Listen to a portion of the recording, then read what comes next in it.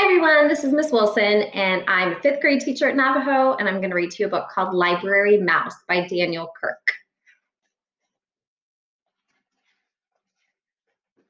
Sam was a library mouse. His home was in a little hole in the wall behind the children's reference books, and he thought that life was very good indeed.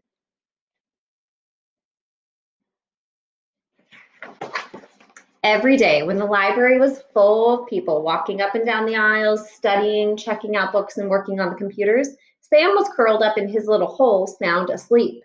Every night, when the people went home and the room was dark and quiet, the library belonged to Sam.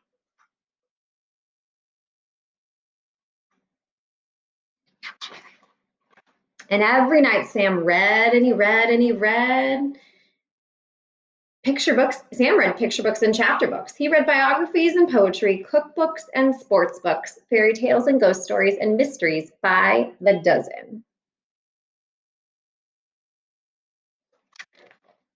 Sam's mind was filled with facts and information and images of faraway places, and his imagination brimmed over with wonder and fantasy.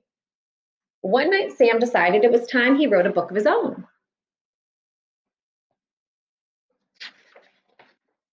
Sam folded over some little squares of paper he took from the librarian's desk to make the pages.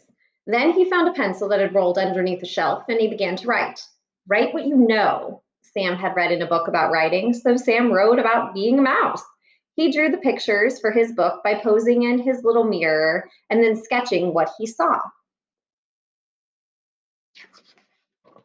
Sam worked very, very hard, and finally his first book was done. He called it Squeak, A Mouse's Life, and he wrote on the cover, Words and Pictures by Sam. He went to the autobiography section of the library, and he tucked his first book onto the shelf. Then he went back to his little hole in the wall and waited. The next afternoon, sunlight streamed in through the library windows. What's this? Asked a girl whose teacher had sent her to the library to do a book report. I've never seen anything like this before, said the librarian, and she put Squeak, A Mouse's Life on her desk. Later, she showed it to the other librarians. Sam decided to write another book. It was called The Lonely Cheese, and working on the book made him feel very hungry. It was a good thing that he always found so many crumbs to eat by the trash basket in the hallway. When he finished the illustrations, Sam scurried to the picture book section and proudly placed his latest book on the shelf. Then he went back to his little hole in the wall and waited. The next morning, sunlight streamed in through the library windows. What's this? Asked a little boy who was looking for a big book about trucks. It's another book by Sam, said the librarian. Just who is this Sam, she thought to herself, and put the Lonely Cheese on her desk.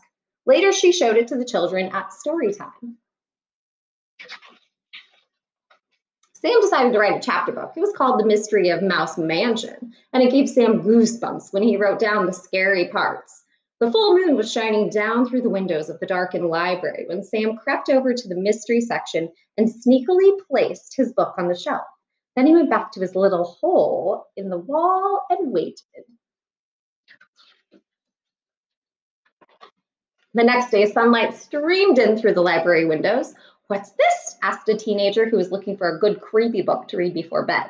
We've got to find out who this Sam is, said the librarian. I'll leave a note on the bulletin board and tell him that I would like to meet our new author. She put The Mystery of Mouse Mansion on her desk, and later she showed it to the writing class that came in after school. That night, Sam found the notes. It read, Dear Sam, all of us at the library have been enjoying your books immensely. We are all wondering who this mysterious Sam really is. Whoever you are, you certainly have a lot of talent. Not everyone has it in them to write even a single book, let alone 3. We think it would be fun to have a Meet the Author Day with you as our special guest.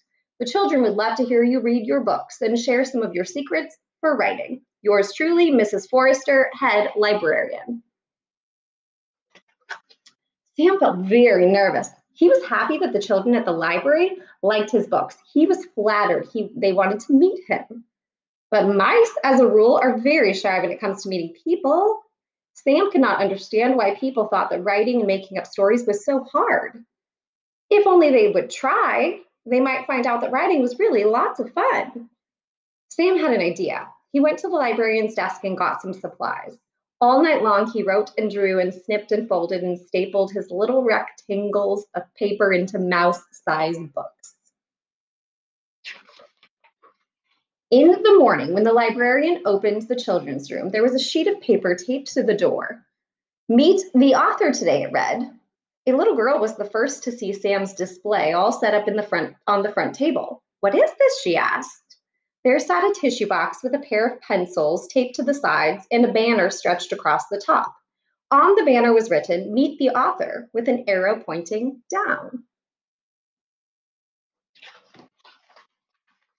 The girl bent over to look in the empty tissue box. "Oh," she said in surprise. For there at the bottom of the box lay Sam's little mirror, and in the mirror, the little girl saw her own face smiling up at her. "Me," she said, "an author?" Next to the mirror was a stack of tiny blank books and a pile of pencils that Sam had sharpened with his little teeth. See that right there?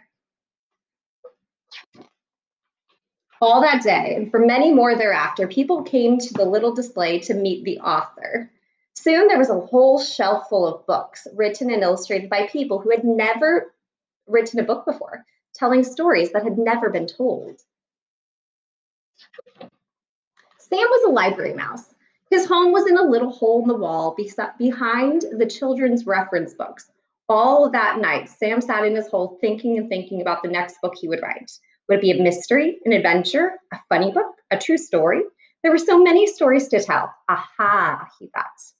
I'll just have to write one of each. Sam picked up his pencil and got to work. Well, I hope you enjoyed Library Mouse by Daniel Kirk. Goodbye.